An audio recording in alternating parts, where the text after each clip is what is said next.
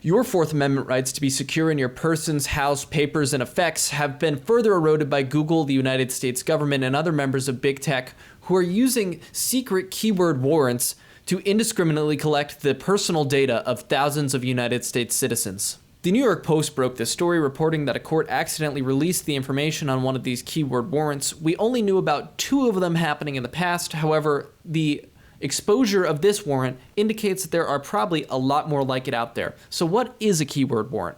A keyword warrant is a request made by the government in secret that a tech provider, Google, Microsoft, Yahoo, another search engine, provide data on anybody who searched a certain term in a certain time period at a certain location.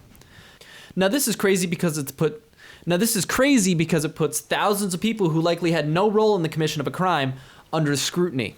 I'll remind you that the Fourth Amendment allows you to be secure in your persons, house, papers, and effects from unreasonable search and seizure.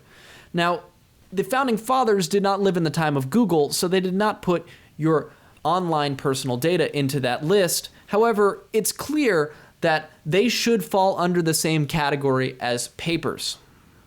Let's dive into the 2 specific keyword warrants that we know about so that you get a better idea of what's going on.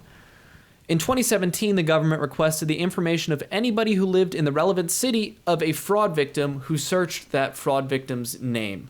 And in 2020, the government requested information on anybody who looked up the address of an arson victim who was a witness for the government's racketeering case against R&B singer R. Kelly. Now, these are the 2 instances of the use of a keyword warrant that the government thought was palatable enough to expose to the public.